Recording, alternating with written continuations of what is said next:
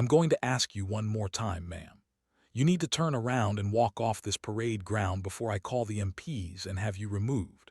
Sergeant First Class Bradley Whitaker stood in the middle of the wide concrete patio at the center of Fort Sheridan Army installation, one hand resting on his hip, his voice loud enough that every soldier setting up chairs for the 1100-hour ceremony had stopped what they were doing to watch.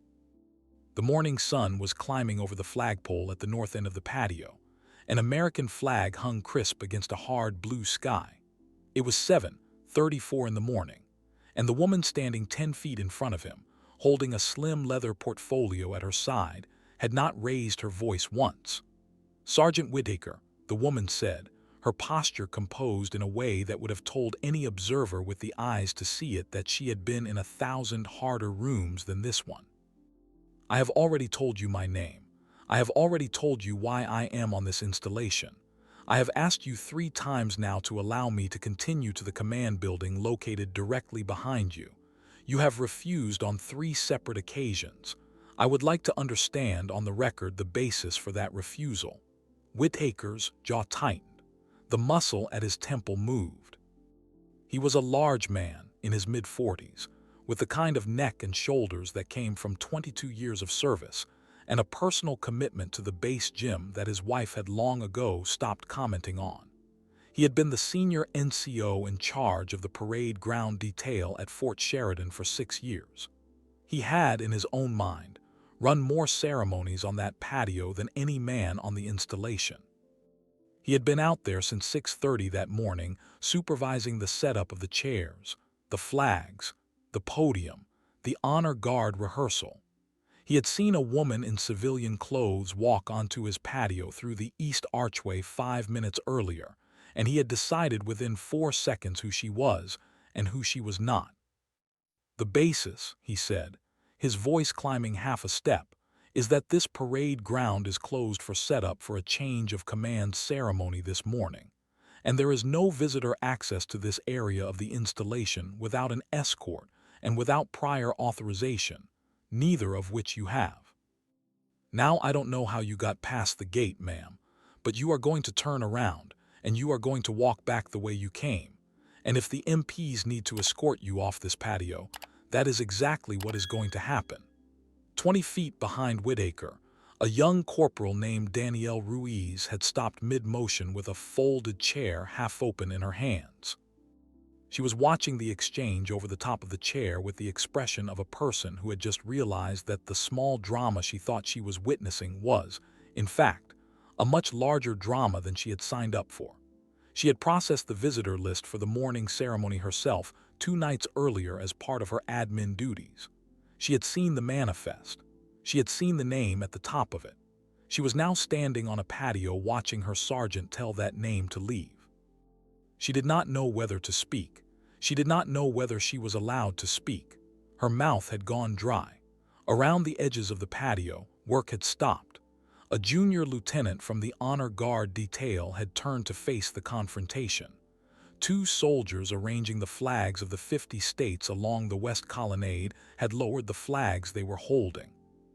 From the second-floor windows of the command building at the north end of the patio, 3 officers whose morning briefing had just been interrupted by the sound of a raised voice below were now standing at the glass, looking down. One of them had already picked up the phone. The woman on the patio took a slow breath. Her name was General Aurora Vance. She was 51 years old. She had commanded a joint task force in Afghanistan in her 40s, a mixed-service logistics command that had moved more materiel through hostile territory in 18 months than any comparable operation in the previous decade. She held 2 master's degrees, a doctorate from the Naval War College, and the personal respect of every uniformed service chief currently serving. She had been confirmed by the United States Senate 91-8 for her 4th star 3 weeks earlier. She was, in less than 4 hours, going to stand on the very patio where Sergeant Whitaker was now telling her to leave and accept the flag of Fort Sheridan Army installation as its incoming commanding general. She was wearing civilian clothes, a soft charcoal jacket and a cream blouse, because she had wanted to see something. She had wanted to walk onto her new installation before her ceremony alone, without an aide, without a driver, without stars on her collar, and see how the parade ground treated a woman who arrived that way. She had wanted the data, and Sergeant First Class Bradley Whitaker, without knowing any of it, had just given her the cleanest data set of her career. She turned her head very slightly and looked at him. "Sergeant," she said, "one more time. Please step aside." To understand how a senior NCO with 22 years of service came to be standing on the parade ground of Fort Sheridan on a Tuesday morning telling a four-star general to leave, you need to back up about 11 minutes. You need to understand who General Aurora Vance actually was, not who Sergeant Whitaker had decided she was the moment she walked through the east archway of the patio. But before any of that, you need to see how she came to be standing there alone, without a driver, without an aide, without a single star visible on her collar. She had arrived at the main gate of Fort Sheridan at 7:14 that morning in a rented sedan. She had presented her military identification to the gate NCO on duty, a corporal she had never met. The corporal had scanned the ID, looked at the readout, looked at her, looked at the readout again, and had straightened in a way that suggested his morning had just become considerably more complicated than he had planned for. He had said, very carefully, "Ma'am, welcome to Fort Sheridan. Is there anyone I should notify of your arrival?" Aurora had told him no. She had asked him not to notify anyone.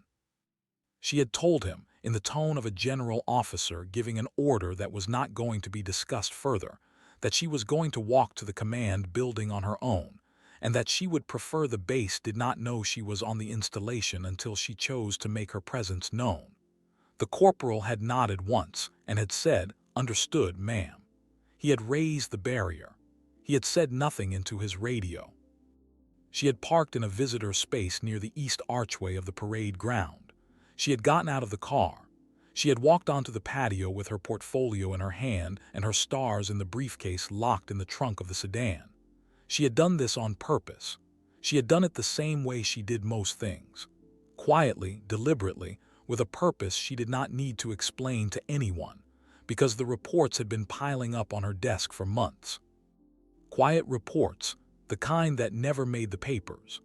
A specialist from Georgia who had been questioned at the same gate 3 separate times over a 6-month period. A staff sergeant from Louisiana who had been asked to prove her rank to an NCO who outranked her by nothing but the color of his skin and the volume of his voice.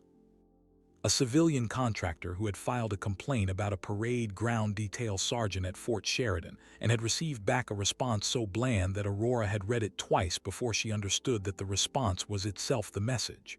The response was, "We have looked into the matter." The response was, "No further action is warranted." The response was, "We do not see what you see." Aurora had read every one of those files. She had read the closeout memos. She had read the names of the NCOs who kept appearing in more than one complaint over more than 1 year, and Sergeant First Class Bradley Whitaker's name had appeared in 4 of them. She had decided, the night her Senate confirmation cleared, that she was not going to arrive at Fort Sheridan the way generals were expected to arrive. She was not going to be met at the gate by a colonel and an aide and a staff car. She was going to walk onto her own parade ground in civilian clothes at 7 in the morning on the day of her change of command, and she was going to see with her own eyes what her installation looked like to a black woman who did not have 4 stars visible on her collar. Now, Sergeant First Class Bradley Whitaker was standing in front of her, telling her to walk back the way she had come. Corporal Ruiz, 20 feet behind him, was still holding a half-open folding chair. The 3 officers at the second-floor window of the command building were still watching, and in the wide expanse of concrete between the flagpole and the east archway, General Aurora Vance, the incoming commanding general of Fort Sheridan Army installation, reached very slowly for the slim leather portfolio she was holding at her side. The one no soldier on that patio had any idea was about to end 3 careers before the ceremony even began. To understand why what was about to happen on that parade ground would ripple through an entire installation, and eventually through the pages of every military newspaper in the country, You need to understand who Aurora Vance actually was, not the version Sergeant Whitaker had constructed in his head the moment he saw her walk through the east archway. The real one. Aurora had been born in a small town called Elm Hollow in the eastern part of North Carolina, the kind of place where the tobacco fields ran right up to the edge of the elementary school parking lot, and where the nearest military installation was a 2-hour drive through farmland. Her father had been a maintenance chief at a regional airfield, a Vietnam veteran who had come home with a Bronze Star and a limp, and had built a quiet life around a wife, 3 daughters, and a workshop behind the house where he taught all 3 of them how to read a technical manual before they were 10 years old. Her mother had been the head nurse at the county clinic. She worked nights for most of Aurora's childhood, so she could be home in the afternoons when the girls got off the school bus. Aurora had been the middle daughter. She had also been, by the time she was 14, the one who read her father's old field manuals for fun. She had asked to go to a summer program at a nearby military junior college the summer she turned 16. Her father had driven her there on a Sunday afternoon and had said very little on the way, and when he had dropped her off at the barracks, he had put his hand on her shoulder and had said, "You keep your head up, and you keep your mouth calm, and you let them figure out who you are on their own time." She had remembered that instruction for the next 35 years. She had won an ROTC scholarship to Howard University. She had graduated with a degree in logistics and a commission as a second lieutenant. She had gone to her first duty station and had been mistaken, on her first day in uniform, for a civilian secretary by a captain who had walked into her office and had asked her to make him a copy of a document. She had made the copy. She had handed it back to him. She had waited until he had realized his mistake on his own, and she had watched his face do the thing faces do when they realize, and she had not said a word about it. She had let him figure out who she was on his own time. She had been figuring out for 31 years that this was going to happen to her over and over and over. She had also been figuring out for 31 years that the only reliable answer was to be so unshakably competent that the room eventually had no choice but to rearrange itself around her. She had done 2 combat tours as a company-grade officer. She had commanded a battalion in Kuwait. She had run a brigade support command in Germany. She had done a year at the Pentagon on the Joint Staff, and had come out of it with a reputation for briefing so cleanly that the chairman had once asked, on the record, whether she could be borrowed for a second rotation. She had commanded that joint task force in Afghanistan in her 40s, and she had done it so well that a 2-star who had initially objected to her selection had written her a personal letter of apology on the day she rotated out. She had made her first star at 44, her second at 47, her third at 49, and 3 weeks before this Tuesday morning, the Senate had confirmed her 4th. She was one of a small number of black women in the entire history of the United States Armed Forces to wear 4 stars. She had, by any measure that mattered, spent 3.5 decades earning the right to walk onto any parade ground in the United States Army without being asked to justify her presence. Sergeant First Class Bradley Whitaker did not know any of that. He had looked at a woman in a charcoal jacket at 7 in the morning, and he had decided who she was based on nothing but his own assumptions. He was about to find out exactly how wrong those assumptions were, and he was about to find out in front of every soldier on that patio and every officer in the second-floor windows of the command building behind him. The confrontation had started 6 minutes earlier. Aurora had walked through the east archway of the parade ground at 7:28 that morning. She had paused for a moment just inside the archway to take in the space, the wide expanse of concrete, the flagpole at the north end, the command building rising behind it, the rows of folding chairs being set up for the ceremony 4 hours away, the honor guard rehearsing quietly at the far end of the patio. She had let her eyes rest for a moment on the building where she would, at 1100 hours, accept the flag of the installation she was now walking across in silence. She had begun to walk toward the command building at an unhurried pace. She had crossed perhaps 30 feet of concrete when Sergeant First Class Whitaker had stepped out from behind a row of chairs and had planted himself directly in her path. "Ma'am," he had said, "this area is closed. I need you to turn around." Aurora had stopped. She had studied him for a moment, the way she studied everything, without comment, without expression, without giving anything away. She had noted the rank on his sleeve. She had noted the name tape on his chest. She had noted, without needing to check, that the name matched one that had appeared in 4 separate complaint files on her desk over the previous 14 months. "Sergeant Whitaker," she had said, and the use of his name had visibly caught him off guard. "My name is Aurora Vance. I have business at the command building.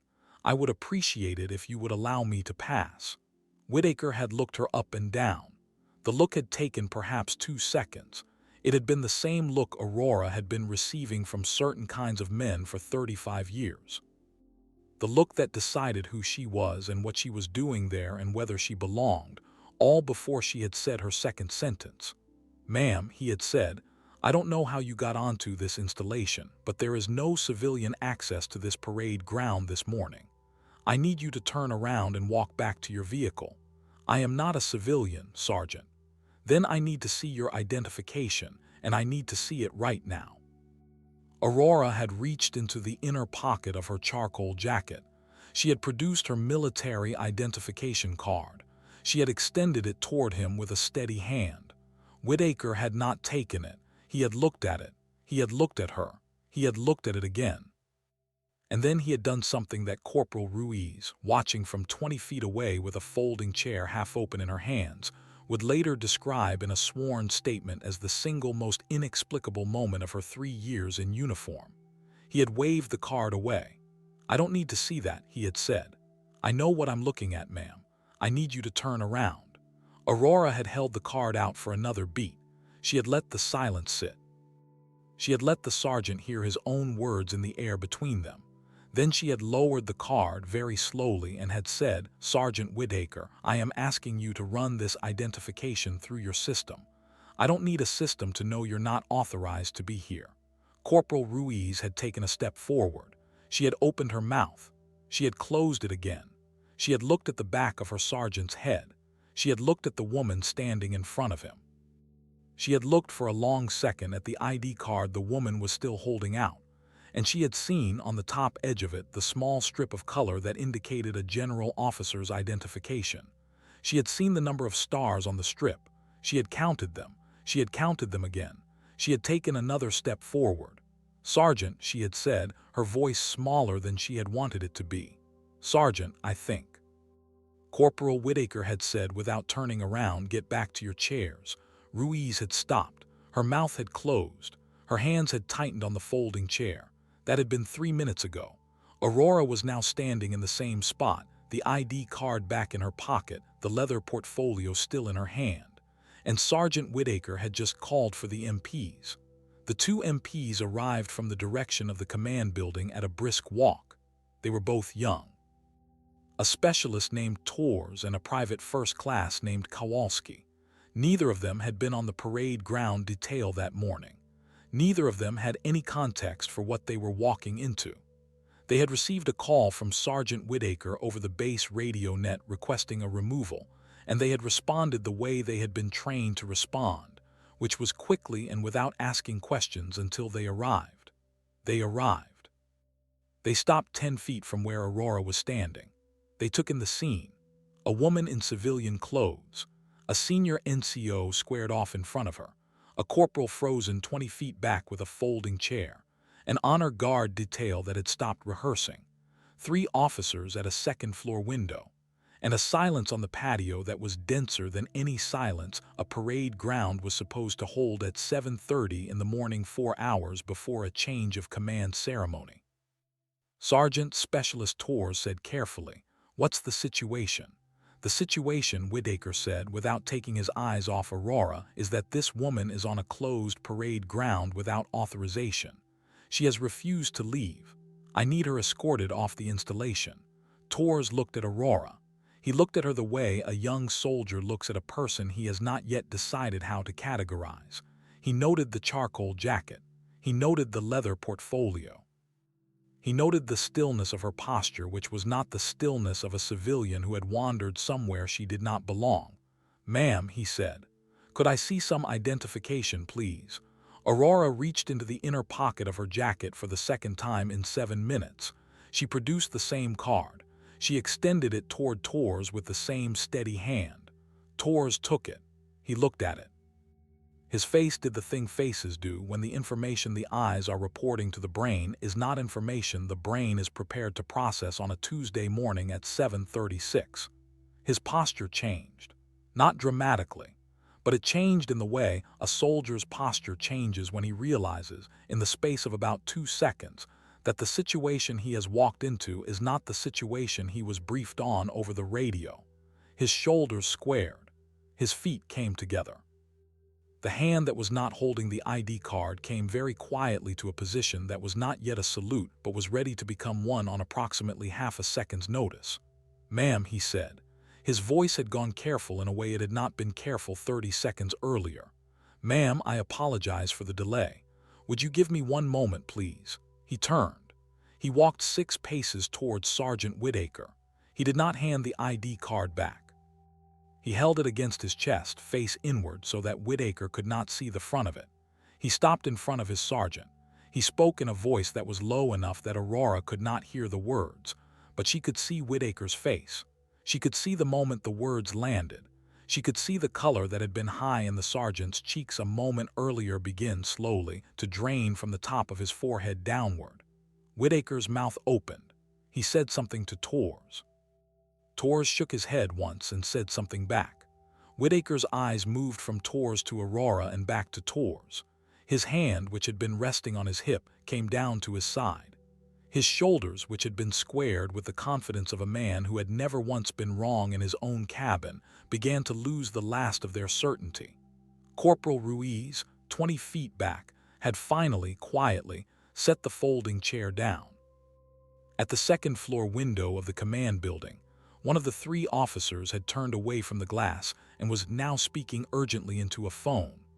And in the middle of the patio, Specialist Torres turned back around, walked the 6 paces back to Aurora, stopped at what Aurora recognized as the correct distance for a junior enlisted soldier addressing a general officer, and extended the ID card back to her with both hands. "General Vance," he said, clearly, loud enough for the patio to hear. "Ma'am, I apologize. How may we assist you this morning?" The word general landed on the parade ground the way a stone lands in still water. The ripples moved outward in every direction at once. Corporal Ruiz, who had already counted the stars on the ID card 2 minutes earlier, closed her eyes for a brief second and exhaled in the way a person exhales when a thing they have been dreading and hopping for in equal measure has finally arrived. The honor guard detail at the far end of the patio, which had been pretending to rehearse, stopped pretending. The lieutenant supervising them turned and began to walk toward the center of the patio at a pace that was not quite a run, but was clearly not a walk either. At the second-floor window of the command building, the officer who had been on the phone lowered it slowly and said something to the 2 officers beside him, and all 3 of them turned and disappeared from the window in the direction of the stairs. Sergeant First Class Bradley Whitaker had not moved. His body had gone into the particular kind of stillness that comes over a man when his brain has received information it is not yet prepared to accept, and has, in the meantime, simply stopped issuing instructions to his limbs. His mouth was slightly open. The color that had drained from his forehead had continued its slow migration downward and had now reached his jaw. His eyes were fixed on the ID card in Aurora's hand, on the small strip of color along the top edge, on the 4 small stars printed on the strip, as if he were waiting for them to rearrange themselves into a shape that made more sense. Aurora tucked the card back into the inner pocket of her jacket. She did not look at Whitaker. She looked at Specialist Torres. "Specialist," she said, "thank you. Your conduct is noted and appreciated. Ma'am, I would like you and Private Kowalski to remain here on the patio. I will have further instructions in a few minutes." "Yes, ma'am." She turned her head finally and she looked at Sergeant Whitaker. She did not raise her voice. She did not need to. Every person on the patio was already listening. "Sergeant Whitaker," she said, "you are relieved of your duties on this parade ground effective immediately. You will proceed directly to the office of the command sergeant major of this installation, and you will wait there for me. You will not speak to any other soldier on this installation between this patio and that office. You will not use your phone. You will not use the radio. You will walk directly to that office and you will sit down and you will wait. Do you understand me?" Whitaker's mouth moved. No sound came out. He tried again. "Ma'am." "That is not an answer to my question, Sergeant. Do you understand me?" "Yes, ma'am." "Then go." He went. He did not salute. He was not required to. Aurora had not offered him the courtesy of a formal exchange, and every soldier on the patio understood exactly why. He walked past Specialist Torres. He walked past Corporal Ruiz, who did not look up. He walked toward the west archway of the parade ground at a pace that was neither fast nor slow, but was the pace of a man whose body was still walking around inside a uniform that a part of him already understood he was not going to be wearing much longer. Aurora watched him go. She let the silence hold for a moment after his shape had disappeared through the archway. Then she turned toward Corporal Ruiz. "Corporal." "Ma'am." "What is your name, soldier?" "Ruiz, ma'am." "Corporal Daniel Ruiz." "Corporal Ruiz, you tried to speak twice. I saw you. I want you to know that I saw you." Ruiz's throat moved. She did not trust her voice for a moment. "Yes, ma'am," she said finally. "You did not press. You should have, but I understand why you did not. We will talk about that another time. For now, I want you to finish setting up these chairs. I want the ceremony to proceed on schedule. And I want you to know that your name is now on my desk for a very different reason than the one you might have feared 5 minutes ago." "Yes, ma'am." Corporal Ruiz's eyes were wet. She did not lift a hand to them. She simply picked the folding chair back up and turned to the row she had been working on. The lieutenant from the honor guard had reached the center of the patio by then. He stopped at the correct distance. He came to attention. He rendered a crisp salute. "General Vance." "Ma'am." "Lieutenant Marcus Hale, Honor Guard Detail Commander." "Ma'am, I want to state for the record that I saw the last 4 minutes of what just occurred. I am prepared to provide a written statement at any time you or your staff require it." Aurora returned the salute. "Lieutenant Hale." "Ma'am, I appreciate that. I will have my staff contact you before the end of the day. In the meantime, please carry on with your rehearsal. The ceremony will proceed as scheduled." "Yes, ma'am." He held the salute 1 beat longer than protocol required. Then he turned and walked back toward his detail. Aurora watched him go. She had noted his name. She had noted the way he had held the salute. She had filed both away. The 3 officers from the second-floor window had reached the patio by then. They came through the north entrance of the command building at a fast walk that was clearly costing all 3 of them a great deal of effort not to break into an outright run. The senior of the 3 was a full colonel, the acting commander of the installation until the change of command later that morning. His name was Colonel Raymond Perez. He had been briefed at his home the night before that General Vance intended to arrive quietly on the morning of the ceremony, and he had understood quietly to mean without an aircraft and without an escort. He had not understood it to mean this. He reached the center of the patio. He stopped. He saluted. "General Vance." "Ma'am, I am sorry. I did not." "Colonel Perez." "Ma'am, I appreciate that you responded quickly. I do not need you to apologize. I need you to walk with me to your office, and I need you to bring your command sergeant major, and I need you to have your provost marshal meet us there within 15 minutes. We have a great deal to discuss before 1100 hours." "Yes, ma'am." Aurora began to walk toward the north entrance of the command building. Colonel Perez fell in 1 pace behind her and to her left, which was the correct position for a subordinate escorting a general officer, and which he had settled into without thinking about it, the way 31 years of service does that for a person. The other 2 officers followed at a respectful distance. Halfway across the patio, Aurora slowed. She turned her head. "Colonel." "Ma'am, before we go inside."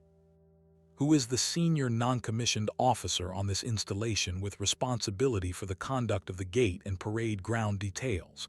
"That would be Command Sergeant Major Hollis, ma'am." "Was Sergeant First Class Whitaker's chain of command aware of any prior complaints against him?" Colonel Perez hesitated. "Ma'am, I would prefer to give you a complete answer to that question in your office rather than on this patio." Aurora nodded once. "Understood. But I want you to know that the answer to that question is going to determine a great deal of what happens on this installation over the next 90 days. "Yes, ma'am." They resumed walking. They reached the north entrance. Aurora paused at the door for a brief second and looked back over her shoulder at the parade ground, the rows of chairs, the flagpole, the honor guard which had resumed its rehearsal with a new precision. Corporal Ruiz, who was unfolding chairs with the steady rhythm of a soldier who had just been given a second chance she had not known she needed. Specialist Torres and Private Kowalski standing where Aurora had left them, at parade rest, waiting. She turned back and stepped inside. The change of command ceremony began at 1100 hours precisely. The parade ground was full. The chairs were all occupied. Family members and civilian dignitaries and general officers from 3 neighboring commands had arrived over the course of the morning. The band played. The colors were presented, and at the appointed moment, Aurora Vance, now in the full dress uniform of a 4-star general of the United States Army, walked out onto the concrete patio where a sergeant had told her 3 hours earlier to turn around and leave. She did not turn around. She kept walking. She walked to the center of the patio at the pace of a woman who had been walking toward this moment for 35 years. Her uniform was crisp. Her ribbons and badges were arrayed on her chest in the careful order that a lifetime of service had earned. The 4 silver stars on each of her shoulders caught the late morning sun and held it. She stopped at the mark her aide had shown her in the rehearsal she had walked through in her head a dozen times over the previous weeks, and she came to attention, and she rendered the salute of an incoming commander to the flag of Fort Sheridan Army installation. The band played the national anthem. The flag came down from the pole and was folded by an honor guard team that included, at Aurora's personal request delivered quietly to Lieutenant Hale 90 minutes earlier, Corporal Daniel Ruiz. The outgoing commander, a lieutenant general who was retiring after 38 years of service, spoke briefly and warmly. He handed the guidon of the installation to the senior officer of the ceremony, who handed it to Aurora, and Aurora accepted it with both hands, and she turned, and she faced the assembled formation of soldiers and officers and civilians who were now, as of that moment, hers. She spoke for 11 minutes. She did not read from a script. She had one in her breast pocket. She did not need it. She spoke about her father, who had taught her to read a technical manual at 9 years old, and who had lived long enough to see her make her first star and no further, and who was buried in a small cemetery in eastern North Carolina, where she had visited 2 days earlier on her way to this ceremony. She spoke about her mother, who had worked nights so she could be home in the afternoons, and who was sitting in the front row of the assembled family section that morning, in a blue dress, watching her middle daughter accept the command of a United States Army installation. She spoke about the soldiers of Fort Sheridan, whose service she had come to command and whose trust she intended to earn. She spoke about standards. She spoke about the difference between the standard a unit claimed to hold and the standard a unit actually enforced when no one important was watching.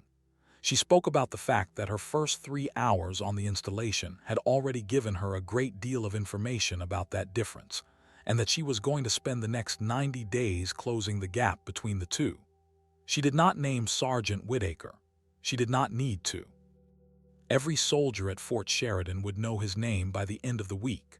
The story of what had happened on the parade ground at 7:34 that morning had already begun to travel, quietly, the way stories travel on a military installation, from the honor guard detail to the admin building to the motor pool, gaining precision and stripping away rumor as it went.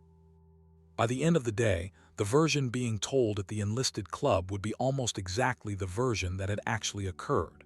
By the end of the week, it would be the version told at every gate briefing on the installation. The ceremony concluded at 11:52. Aurora shook hands with the outgoing commander. She shook hands with the general officers who had traveled to attend. She embraced her mother, briefly and without ceremony, in the front row. And then she walked back into the command building through the same north entrance she had walked into 3 hours earlier as a woman in a charcoal jacket, and she went upstairs to her new office, and she sat down at her new desk, and she began to work. Sergeant First Class Bradley Whitaker had waited in the office of the command sergeant major for the entire duration of the ceremony. He had not been offered coffee. He had not been offered a chair, though he had eventually taken one. He had not spoken to anyone. Command Sergeant Major Hollis had returned from the ceremony at 12:07. He had closed the door behind him. He had sat down across the desk from Whitaker. He had looked at him for a long moment without speaking. Then he had said, "Bradley, tell me, in your own words, what did you think you were doing?" Whitaker did not have an answer that was going to save him, and he knew it. He tried anyway. He talked about the closed parade ground. He talked about the visitor policy. He talked about the responsibility of the senior NCO to make judgment calls in the absence of specific instructions. He talked for perhaps 4 minutes. Command Sergeant Major Hollis, who was 59 years old and had been in uniform since Whitaker was in the 3rd grade, let him talk. He did not interrupt. He did not nod. He simply listened, the way a man listens when he is not going to be persuaded by anything he hears, and is waiting only for the other person to finish so he can proceed to the part of the conversation that matters. When Whitaker had finished, Hollis leaned forward. "Bradley," he said, "I have been looking at your file since 8:15 this morning. General Vance had it pulled and delivered to my desk before she went to her office. I have read every complaint that has been filed against you in the last 4 years. I have read the closeout memos. I have read the names of the passengers, I mean the visitors, the soldiers, the civilians, the contractors. I have read all of it." Whitaker did not speak. "Do you know what I noticed, Bradley?" "No, Sergeant Major." "I noticed that in every single one of those complaints, without exception, the person you challenged, the person you questioned, the person you delayed, the person you sent back to the gate, the person you refused to run through the system was a person of color. Every single one. 4 years. 11 complaints. Not one exception." Whitaker's face did not move. "I also noticed," Hollis said, "that on your watch over the same 4 years, there is no record of you challenging a single white visitor at any checkpoint or on any parade ground on this installation. Not one. Not for an ID check. Not for an escort issue. Not for anything. I did my job, Sergeant Major." "You did a job," Hollis said. "It was not the job you were assigned. It was a job you gave yourself. And this morning, the person you gave that job to was a 4-star general of the United States Army, and the reason she was standing in front of you on that patio, Bradley, the reason she was standing there at all, was because your name has been on her desk for the last 8 months. Whitaker's face finally moved. It did not move much. But the muscle at his jaw slackened for the first time in the hour he had been sitting in that office, and something behind his eyes, some last small conviction that this was going to work out, some final belief that his 22 years were going to carry him through, released and was gone. "She came here to see you," he said. His voice was flat. "She came here to command this installation," Hollis said. "You are simply the first thing she found when she arrived." The conversation lasted 11 more minutes. Whitaker did not defend himself further. He signed the initial statement Hollis put in front of him. He was informed that he was being placed on administrative leave pending an Article 15 proceeding, that the proceeding would be conducted by an officer from outside his chain of command, that his access to the installation was suspended effective immediately, and that a military police escort would walk him to his vehicle and off the base. He nodded at each of these points. He did not speak. When Hollis stood to escort him out, Whitaker stood as well. He did not shake the sergeant major's hand. Hollis did not offer it. 3 months later, at the conclusion of the proceeding, Sergeant First Class Bradley Whitaker was reduced in rank, denied re-enlistment, and separated from the Army with a general discharge under honorable conditions. He did not appeal. His attorney had told him, after reviewing the file and the sworn statements and the security footage from the parade ground, that there was nothing to appeal. He moved back to the small town in western Pennsylvania where he had grown up. He did not talk about what had happened. The people who had known him as a boy noticed that he had come back quieter than he had left, and none of them ever quite worked up the courage to ask him why. Corporal Danielle Ruiz was promoted to sergeant 6 months later, ahead of her peers, on the strength of an evaluation that Command Sergeant Major Hollies wrote himself, and that General Vance signed personally. Specialist Tours was accepted into the Warrant Officer Program the following spring. Lieutenant Marcus Hale, who had walked across the parade ground at a pace that was not quite a run, was named General Vance's aide-de-camp before the end of her first year in command. He held the position for 2 years and left it a captain with a career trajectory that his mentors had privately described as unlimited. Command Sergeant Major Hollies retired the following summer at the completion of his 35th year. Aurora attended his retirement ceremony. She spoke briefly.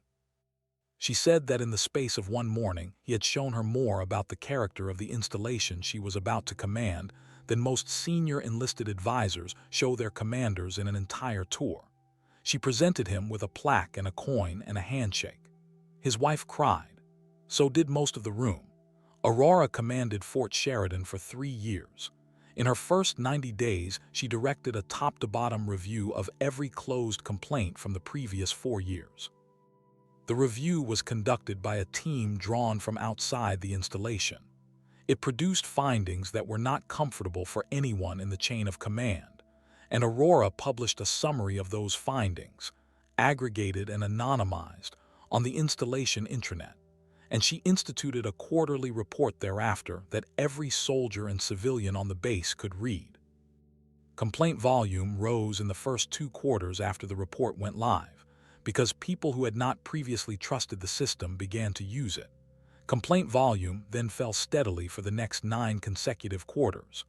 By the end of Aurora's tour, Fort Sheridan had the lowest sustained complaint rate of any comparable installation in the Army. She did not stop there. She rewrote the standard operating procedure for gate operations across the installation. She rewrote the visitor policy.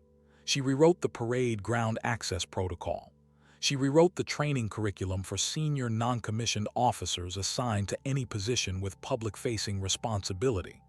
She sent the revised curriculum to Training and Doctrine Command with a personal cover letter, and within 18 months, elements of it had been adopted at 3 other installations. Within 3 years, it was standard. She was promoted from Fort Sheridan to a joint command position. She served 4 more years on active duty. She retired at 58, at her own request, on a Tuesday morning at a ceremony that was held on the same parade ground where her command had begun. Her mother, 91 years old by then, sat in the front row again, in a different blue dress, and watched her middle daughter fold up a career that had spanned 4 decades and ended on her own terms. In her retirement remarks, Aurora spoke for 9 minutes. She thanked the people who had made her career possible. She named her father, she named her mother, she named her sisters. She named Command Sergeant Major Hollies. She named Corporal by then Sergeant First Class Danielle Ruiz, who was seated in the 3rd row in her dress uniform. And at the very end of her remarks, she paused for a moment and she looked out across the patio and she said one last thing. She said that on her first morning on this installation, a soldier had told her she did not belong on this parade ground. She said that soldier had been wrong. She said that every young woman and every young man and every young soldier of every background who wore the uniform of the United States Army had a right to walk onto any parade ground in this country without being asked to justify their presence. She said that right had not been given to her. She said she had earned it, and that every soldier in front of her that afternoon had earned it too, and that the work of the Army going forward would be to make sure that no soldier ever had to earn it again in the way she had. She stepped down from the podium. The band played, and Aurora Vance walked off the parade ground of Fort Sheridan for the last time. So here is what I want you to sit with, and I want your honest answer in the comments. Not about Aurora, not about Whitaker, not about the outcome. About the patio. The moment before any of it was resolved, when a woman was standing on a parade ground being told she did not belong, and a corporal saw it, and an honor guard saw it, and 3 officers at a window saw it. What would you have done? If this story hit something real in you, share it, because the conversation it starts is the whole point. Like, subscribe, and I will see you in the next one. Peace.